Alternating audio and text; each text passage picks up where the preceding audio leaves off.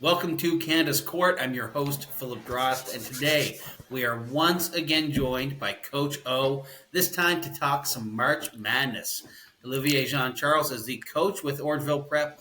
He also has his own terrific channel, the Project 365. Coach O, welcome back. I appreciate it. And, it's always a pleasure to be on Canada's Court. It's an honor. Well, always a pleasure to have you too. This time to talk some March Madness. It was a great weekend, I gotta say. I'll make a bit of a confession here. Watching the Raptors has been a little bit tough lately. It hasn't been the most exciting basketball. So to get to sit down and watch just like a slew of terrific basketball games, and if one wasn't as good, you could switch the channel. That was it was nice. I needed it. Yeah. No, for sure. And it's like I'm always intrigued, and we're definitely going to dive more into it, but always intriguing how teams approach this tournament, right? Because, got the chance to just prepare for a tournament game myself this year. And the week of preparation leading into it, like, it's always so nerve-wracking. And that's why a lot of times in those first rounds, like, there's a lot of these upsets that happen. And we're going to talk more about those, but I'm always interested to see how teams approach the tournaments. Yeah, you won. You were telling me before we hopped on. You won your league. That's got to be pretty exciting for you. It was amazing, and again, like I will continue to say this. I was just very fortunate to have such a great group of kids, and supportive coaching staff, supporting parents, and everything. So it made me really happy to be a part of these guys' development and this guy's journey. So, it definitely was one that I'm going to hold very close to my heart. Awesome. Well, one win that has eluded you so far, but you still got a chance is the bracket challenge. You entered the Canada's Corp bracket challenge. Yep. How's your bracket? How do you feel about your bracket so far, 2 rounds in? Yes. Yesterday, I was just checking, and I saw that as of right now, there are no perfect brackets remaining anymore. But No. I'm sitting pretty. I'm at 92%, so I think I'm doing good. Yeah, you're doing. We got some competitors. Yeah. We got some competitors in our pool, though. Holy. Yeah, we do. Yeah, we do. And I am not one of them. I lost Baylor and Kentucky, which were my final 4. I think I had Baylor in the finals, so I'm going to feel pretty confident in saying that I'm not going to win this pool, but I'm winning in the sense that I got to watch terrific basketball. So in that sense, Exactly. I've totally won. I should give the leaderboard a bit of a shout out here. So at the very top so far is David McDonald. He's got 500 points. He picked Purdue to win, which Shout out, David. I did too. So I feel like I'm not going to be able to surpass him now. That's for sure. In second is Fred Young with 480 points. He picked UConn to win. Then sitting in a group tied for third is Alex Kleitz, Roger Drost, which is actually my father, Ian Grun, and then yourself. You're tied for third, so you're still in it. You got a chance. We got to give shout out to your father at this point. Yeah, he deserves it. He told me that if he wins, he wants a spot on the podcast. So shout out pops, yeah. But it gives me a warm feeling. I'm in elite company, so I'm gonna try my best to hopefully my picks continue to give me right. I believe it. I'll be living through your picks and my father's picks from now on because mine aren't doing it. But it's been a lot of fun to watch. Have you had a favorite moment or a favorite story so far from the first 2 rounds of the tournament? Whew. So many, man. So many. Yeah. You know what? The one automatically that kind of like goes to mind is I like Duquesne winning. I think anytime there's history like that, so the two that definitely stick out. Like I'm a sucker for these moments. Just Duquesne being able to come through and just being able to beat BYU, and we talked about upsets. Oakland beating Kentucky, right? So I think those are like, as a coach, like you go to these moments and like when I see the emotions in the players and the coach's face, right, I'm able to relate to that because, after we won, I got very emotional too because so much goes into it. It's preparation, it's sacrifices. You spend a lot of time away from your families, a lot. And for you to be able to share these wonderful moments with people that were close to you, for them to be able to sit there and be like, ah, oh, that's Mhm. why you haven't been home at night before 9 p.m. Yeah, yeah. I think it's always an example, but I think it's always like one of those like amazing things to witness. You know, I love March. I love March Madness. It's good stuff. You mentioned Oakland versus Kentucky. Obviously disappointing for my bracket, but a fun game. We were talking about this before we started recording. How do you get these kind of moments? Because obviously, if you're looking at it from just a pure talent perspective, Kentucky's the better team. They got guys who Mm-hmm. are going to Mm-hmm. go on to play professionally. They've got Yep. really strong coaching, all that stuff. But in the end, one and done, they lost. What is it about this kind of format and this kind of time of year that you get these kind of big upsets? So I'm gonna talk more in a general Yeah, yeah, standpoint, yeah. right? So usually when you look at those first round matchups, usually you'll have one of those Power Five school play against a team that is not necessarily a Power Five school, right? Um, got the chance to be on the other side of it from a personal experience. When you are one of those teams that technically everybody bets against you, you go into these games very loose, right? You don't turn down open shots. You're one more. You're allowed to, maybe be a bit more physical. And referees tend to, we talked about the refereeing a little bit, but referees tend to allow more of those things to kind of like equalize the game. Because the reality is, the better athletes are probably going to be on those Power Five teams, right? So that's usually one of the things. But something else that ends up happening is that Power Five team, a lot of times, like the favorites don't assert themselves, right? And then at the end, when you're maybe begging for a call or you're begging for your team to make a next shot, it's anybody's game at that point, right? So Yep. that's most of the thing that what I notice is like a lot of times like one of those teams will either settle and then you'll notice like the other team will be like will just play very loose. And So there's something that it doesn't take long for, if one player gets hot, like in the case of Oakland, all of a sudden I think those kind of teams that were expected to win, the nerves set in, the pressure sets in, and these aren't players who, they've obviously been playing basketball a long time, but it's not mm-hmm. like they're like a 10-year NBA veteran here. It's still in a lot of way kids, right? So that pressure can hit pretty hard on the biggest stage, I would imagine. For sure. And if you look at the case of Kentucky, obviously you have the talented players, but you're also very young as a team, right? Um, it's going to be very hard from now moving forward for those younger teams that have all these athletes to beat these older teams, especially with how college basketball is right now. And they're encouraging older guys to stay in because of NIL. It's going to be very hard for those younger teams to just come in. Like a 19-year-old against maybe a 23, 24-year-old. It's going to be very hard. And that's usually what ends up happening, right? So if you look at the case of Kentucky, I I was able to just see that it was just youth. Hmm. Like you haven't been in those situations that much. You have two potential lottery picks, I should say, at the time of this recording, two Hmm. potential lottery picks that are not have not been per se battle tested, if that makes sense. This was their first Yeah. experience.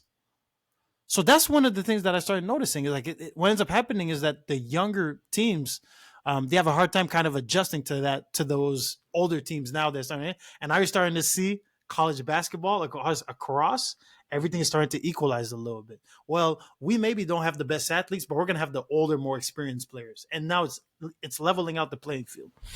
Which makes for some exciting basketball. And one of the places where I think really proves your point there is if you look at Purdue this year compared to last year. Last year, they were the number one seed. They're the number one seed Mm-hmm. again, but they lost in that first round to a 16 seed.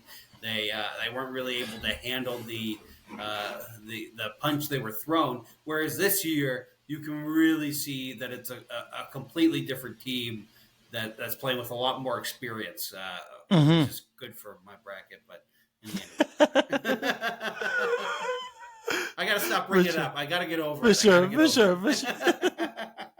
For sure. For sure.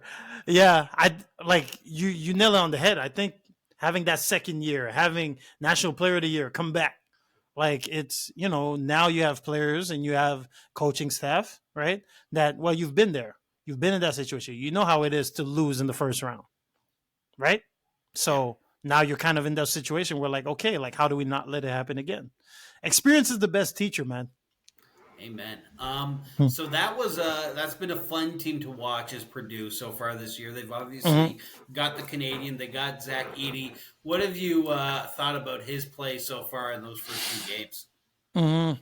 I think um I think if I'm looking at just his body of work this year as a whole, um sometimes it's hard to put a lot of expectations on a big man, especially when he's like as tall as he is. How tall is he? 7'4", 7-4. right? 7'4". Like, you don't think they could get that much better, but he seems to be continuing to get that much better because he's at the top of every scouting report. Right? When you go against play Purdue, you have to decide, how are we going to stop the man in the middle? How are we going to do that? And I think as a coaching staff and as players, like, they've starting to embrace that he's going to have to be the head of the snake, and then we just play off of him, right? I think they kind of started doing it last year towards the end, but I think that you didn't really develop like a lot of counters to be able to go. And basketball is such a game of counters, right? You coaches are countering themselves, players got to counter certain coverages and all that kind of stuff. So um, for them as a unit as a whole, and I'm talking players and staff, well, now they have different ways that could get into their actions, which I find is very interesting. It's not just throw the ball inside in the post and then after let's just play off of it. Well, now they got the fact that Zach Edey now commands so much attention. Well, now there's backdoor cuts that you can do, and there's weak side lobs and all that kind of stuff. So Purdue's been putting it together, man. It's been fun to watch, and especially nice to see a Canadian leading the charge like that. And he's just so powerful in there, right? Like there's not many teams in the NCAA who have a guy who can deal with someone who's that big, and that's what Mm-hmm. you kind of saw in those first couple games is they were just throwing fouls at him, and it wasn't really making too much of a difference because he can hit his free throws and he can make plays out of it. So it'll be interesting to see though how his game translates if he's projected to go in the first round of the NBA draft. It will be interesting to see how his game translates when he's playing against guys who are not quite his size, but closer to his size and certainly strong enough to be able to hang with him. And also different game, right? So if we're Mm-hmm. fast forwarding to the draft, like how teams are going to start looking at him, they're going to start looking at, okay, well, um, his lateral quickness is going to be tested. Yep. He's going to have to guard maybe guys that are almost the same size as him, but on less court. More court. The court is bigger. The lane is bigger. There's a defensive 3-second, right? So you probably can't stand in the lane as much as you want to, right? So there's all these extra little factors where I think it's definitely gonna be adjustments for sure. The other Canadian that was certainly one to watch in the tournament so far is Ryan Nembhard, brother of Andrew Nembhard, who's in the NBA for the Indiana Pacers.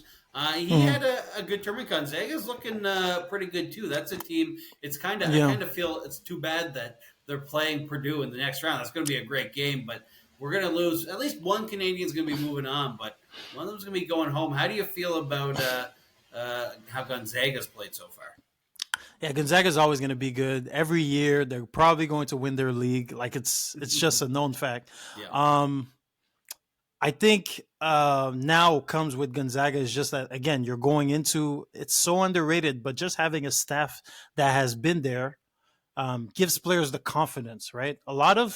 These a lot of coaches will go into new situations and they have to gain the trust of their players. And how they gain the trust of their players is either by one, building trust with them individually, going through the down and the struggle and having, being able to build that trust, or two, a lot of the way that players kind of see it is through the resume of the coaches and the coaching staff, right? So having a coach that has been there nonstop, Hmm. Every year we're talking about Gonzaga at least going into the Elite Eight, minimum, at Yep. least. Speaks volume to what it has. And, you know, you're talking about him having the ability to now get players who come in and just be able to contribute and have the confidence and understand that their coach has been there. I think it speaks volume, and that's an advantage in its own for sure. Because as of right now, if I was to pick on that game, I would probably go with Gonzaga. Okay. I would probably go with Gonzaga only because I think there's there's something to having, like you said, experience. Experience matters for players, but it matters for the coaches as well, right? Hmm. So, but great respect to Matt Pater. Same thing. I'm not disrespecting or anything, you know. Like, no, Yeah, I gotta yeah, make yeah. sure. I gotta make sure I give my flowers both ways. But I'm just thinking, like, if I was to make a guess, I would probably lean with the staff that has been there That's fair. more recently, for sure. So we've talked about a few of the Canadians. Has there been any other players this tournament that have really kind of stood out to you, impressed you with their play so far? Mhm. Well, we talked a little bit about it. You drop a 40 ball in your first against your old team in the first Yeah, round, right?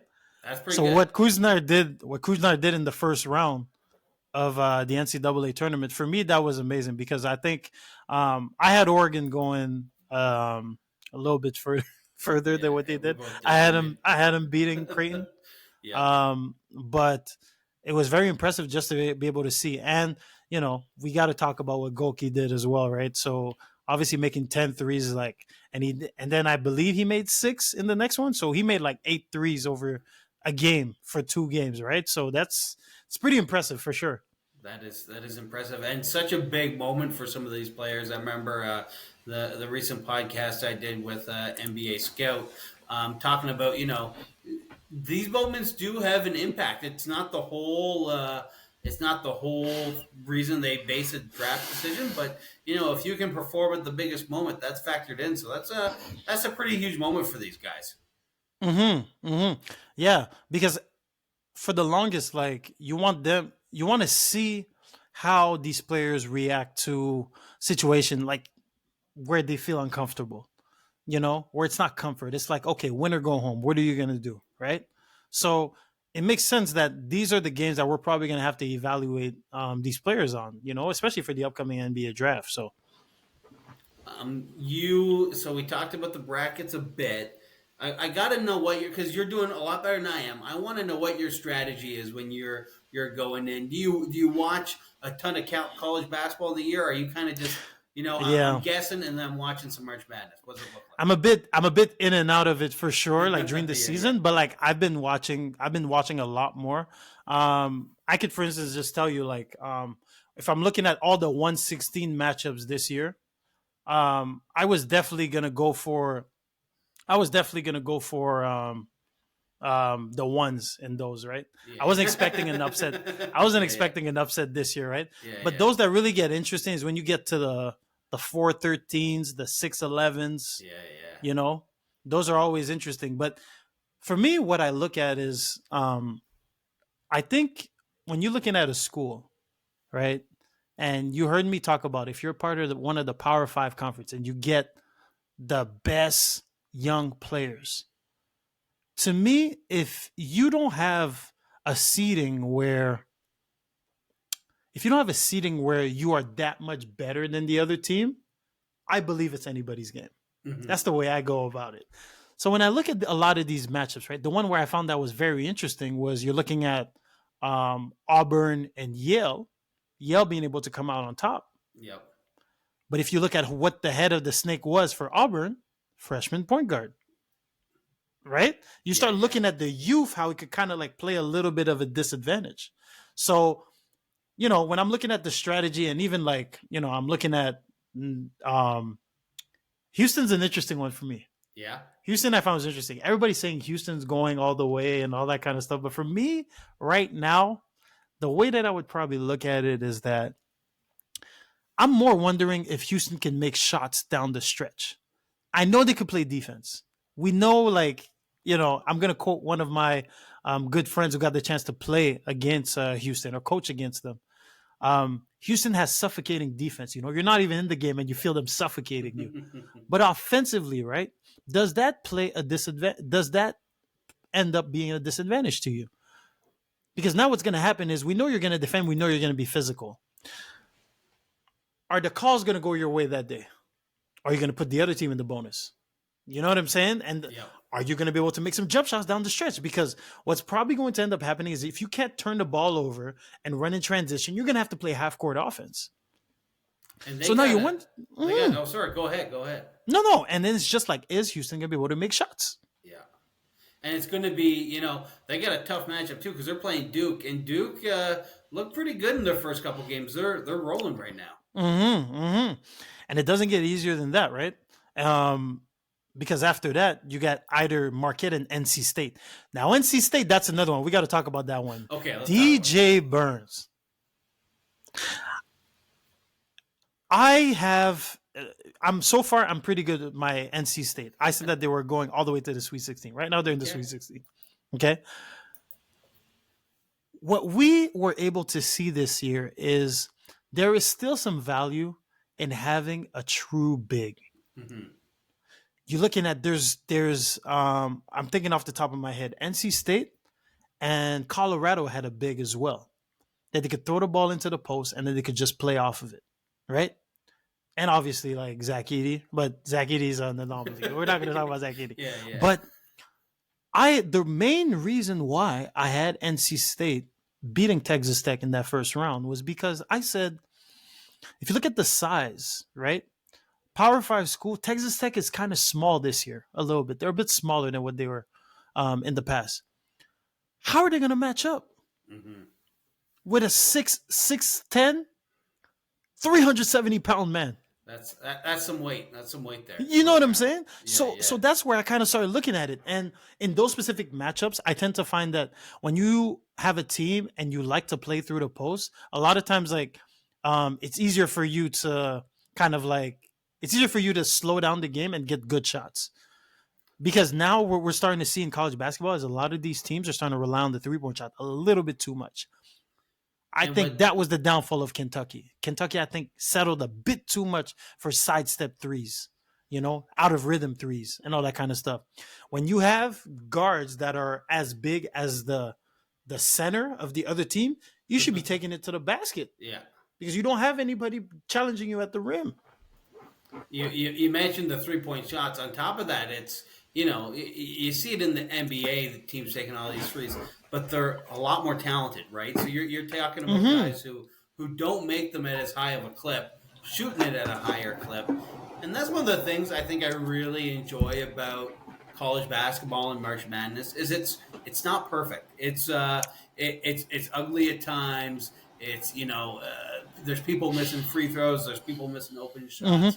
But that's kind of what makes it exciting, right? That's where you get these upsets and these kind of really thrilling games because, a team can be down by 6, but if they foul and then the other team misses 2 free throws and they go back the other way and hit a 3, it's right back there. So I kind of, you hear a lot of people at this time of year say, oh, I don't know, college basketball is not for me. But to be fair, I don't watch a lot of college basketball during the year, but there is something that's really fun about just the kind of imperfection almost of. I mean, these teams are still incredibly talented and way better than I can even dream about. But it's not like everyone's one of the top 300 players in the world. Yeah, no, for sure. And I think you're saying it too because I think a lot of influences that people take is from the NBA and then trickles down to college and then to high school, right? So it's you're able to see that as coaches, we have to do a better job of teaching the players the work that is needed to be able to move on to the next level, right? So as a high school player, this year I did a lot of teaching where I had to explain to my players, you know what? You're probably going to take 12 shots in your senior year, 12 shots a game. When you go to college, you may just get 1. And whether you make that 1 shot or not, that's going to determine whether you stay in the game or not. You know, even the percentages, right? We're looking at these crazy videos of Steph Curry making 93 pointers in a row and crazy, right?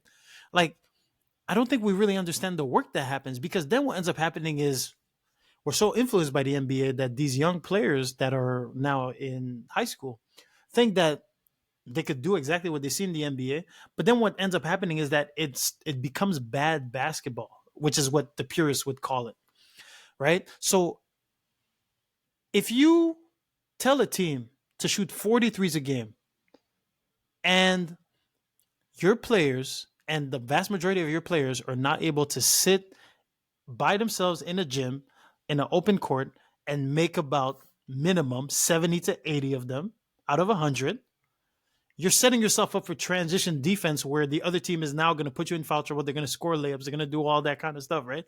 But we don't really talk about that side of it. We're so focused on the scoring, how it looks, and all that kind of stuff. Where I think, as an educational standpoint, I think the gap is closing. But to your point, I think that's been, for me, one of the big eye-opening thing to me, right? Mm-hmm. And what's crazy is you could have a jump shooting team. Jump shooting is the most inconsistent thing ever. You could make the same shot 100 times and get 100 different results. Teams that rely on jump shots, a lot of times, what ends up happening when they come into the playoffs, especially in like those first rounds, what ends up happening is that they set themselves up where it's like, okay, it's 50-50. It's whether you hit or not. And that's why it's so often said that, it's a big cliche, but defense wins championships, because defense is something that can be the same every night, no matter what gym you're in, no matter where you're playing, and that's something that I think you also definitely really see in the tournament. I will also say, you were giving me a little bit of flashbacks. I coached my old high school for a little bit, and most of my players' favorite player was James Harden, and they all thought they could really hit a lot of step backs, Mm-hmm. despite not being able to hit free throws or layups or threes. Mm-hmm. So it was a. I'm not going to put anyone specific on blast, but Yeah. that was a that Yeah. was a that was a tough year. I'm going to say Yeah. I'm not a good enough coach to Yeah. handle that yet. Yeah. So And and we're probably, at this point, we're probably on this podcast, we're probably geeking out a little bit on the intricacies of it. But yeah, for the two people that are still interested in listening to Coach O right now, there's two or three. um, There's two or three at two or least. three, two or three. The the shots where you really want to hone in on, okay, are layups at the rim and catch and shoot jump shots. Mm-hmm. Layups at the rim, catch and shoot jump shots. The more of those that you can get in the game, the more you set yourself up for the the the odds to be in your favor, you know? Yeah. So what ends up happening is, usually what ends up happening, you'll see teams that, especially late in the shot clock, when you got to take a bad shot, a contested shot, or a step back, or all that kind of stuff. Like, teams that don't get easy shot, a lot of time, they don't set themselves up for that success. So as players, as coaches, like, that's what we want. We just want you to be able to make catch and shoot jump shots, and if you got to finish at the rim, finish at the rim. And obviously free throws, right? But that's a different thing. That relies on, you getting fouled. Yeah. But the more of those three shots that you could get, shots at the rim, catch and shoot, and free throws, the more of those that you can get instead of contested jump shots and all those other shots, the more you give yourself a chance to be successful. And that's what we're seeing, like, especially in college, right? You're teaching these young players that have been used to being more skilled than everybody in high school, right? They've been more skilled than everybody. You're teaching them that now, well, there's somebody that is just as strong and just as big as you in front of you. We got to move the ball 2-3 times, move it to the side and all that kind of stuff to be able to, maybe set a back screen and then cut and then get open layups. Or you cutting is going to take your defender with you and is going to open up for a catch and shoot three. So that's where the coaching has to be a factor. I don't think I'll get there from a coaching perspective, but that's okay. That's why I do this. I'm good at this. I'll stick with this. We will get back to the March Madness. We've got more games coming up this Thursday. I'm excited for it. I'm excited to watch more basketball. Is there any games in particular or teams you're looking forward to watching in this third round? Well, just thinking off the top, like, for me, I chose UConn to just go back. Again, we talked about experience. I think UConn being able to, you know, get another shot at it. They have a good balance to their offense. You know, we talked Hmm. about balance in our last podcast, but you know, just being able to have a balance of offense where you have enough shooting, you have inside presence, you have guards that can break people down off the dribble. I think they have a good balance to their attack. So definitely, the UConn San Diego State is one of the big ones I'm looking at. But man, I'm interested in the Houston versus Duke. Man, Yeah, that's going to be a good Houston, game. Houston versus Duke is going to be crazy. That's must see television. That's must see Oh television for man, sure. oh man, and I'd be remiss if I didn't say NC State and Marquette for sure. Um, you know, can they keep winning in the amount of can they keep winning? Because they've won like I think 7 games. They said seven Yeah, games yeah, yeah. in like a week and a half. Yeah, it's just something You know? crazy like that. Very short time, a lot of wins. Yeah, for sure. So it's hard to win at that level. So definitely those are games that I'm looking forward to for sure. How are you feeling about your picks? Would you, if you could do a do-over, what would you, if you could choose it right now, who do you think The is going to be one in the final four? Okay, so the one do over that I probably would have done Yeah, is um I'm a bit disappointed at Auburn yeah, that Auburn wasn't able to go. But I'm feeling good, man. yeah, I think I have like I got good picks. I got UConn. yeah. I got UConn, Duke, Marquette. Ooh, ooh. Yeah, I got UConn. Yeah, UConn, Duke, Purdue. I'm looking good in Arizona. Oh man, Yeah, I I'm think looking okay. you're looking real okay. I'm- You know what? I'd be honest. I'd be proud. I'd be proud to see you come away with the win. So, Mhm. I'm feeling less excited about the pro. We've talked about that already about how I'm just trying to pull it up here. Oh yeah, I named it pick to fit. Or no, where is it? I make too many brackets. That's the only challenge. Is you gotta. I join a couple groups. You change You it got up. to. So okay, here we go. I've got. Oh, I picked Purdue against Mm, Kentucky, so that's not going to happen. And then yeah, Baylor over UConn. Well, it's going to be fun to watch. I'm going to yeah, enjoy watching basketball, I guess. yeah. Oh, if you want a very high scoring game, North Carolina, Alabama is definitely going to be one of those for sure. Okay, A hundred okay. percent, like no hesitation for sure. Awesome. You got North Carolina, who's just like again well balanced. You know, they have players that are a bit older, but you have Alabama too, where you know they want to push the tempo and they shoot threes coming across half court. They attack the rim, they space the floor. That's how Nate Oates wants to play. So definitely that'll be one of them for sure. Obviously, you're a hardcore basketball guy here. Do you remember your first March Madness? Do you remember the first time you filled out a bracket and who you picked? Because I can remember very Yeah, vividly in like I don't know what year it was, probably 2007 or so.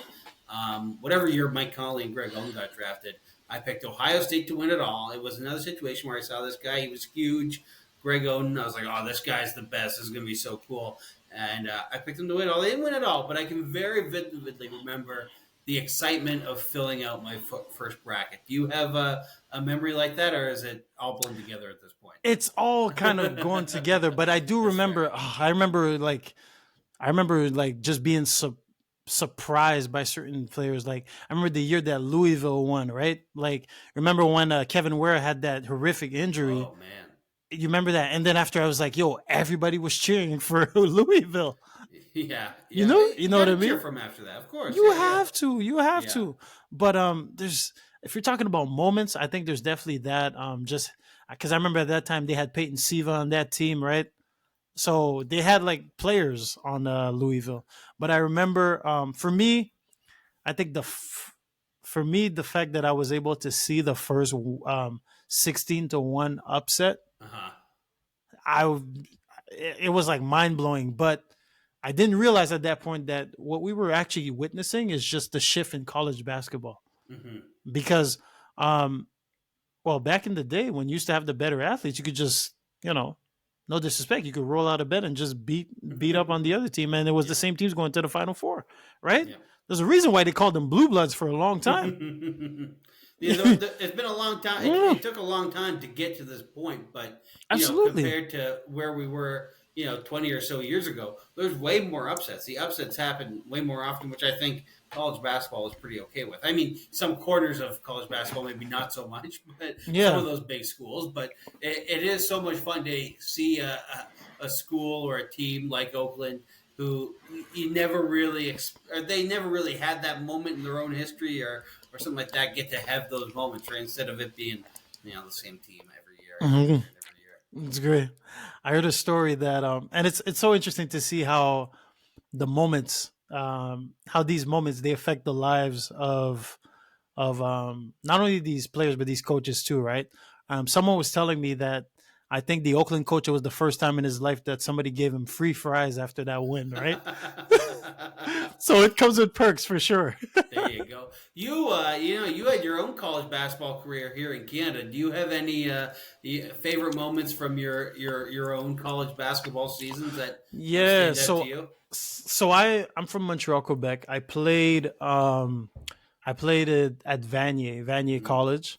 Vanier, Quebec is a bit different than the rest of Canada, where it's kind of like a prep slash JUCO kind of vibe. Hmm. I think for me, the best memory that I've had was just, we got the chance to go to provincial championships. In our first matchup, we played against Chris Boucher Oh back wow. there. Yeah, I had to guard him. So, How I was mean, that? How was that? you got the story. He's with the Raptors. I'm here. Gotcha. Fair. This is good too. This is good too. It's got its Yeah, perks. yeah, yeah. But But you're not getting it's free fries at I'm not McDonald's. getting no free fries. I got to pay for everything. But till this day, Chris, a very good friend of mine. It's amazing to see him do the things that he's doing now. But again, you, I think this all explains March Madness. It almost ties everything we were just talking about in a bow, right? Like you realize that the game of basketball can change so many people's lives.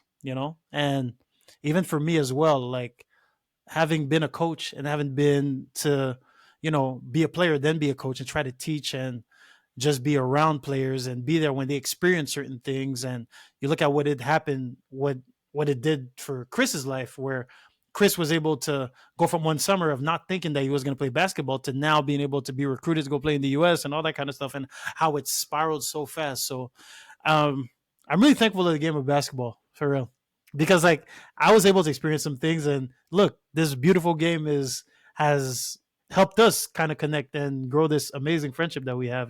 So it's Absolutely. amazing. Awesome. Well, I can't think of a better way to end the podcast today, Coach O. Always terrific to have you on, and looking forward to watching some more March Madness.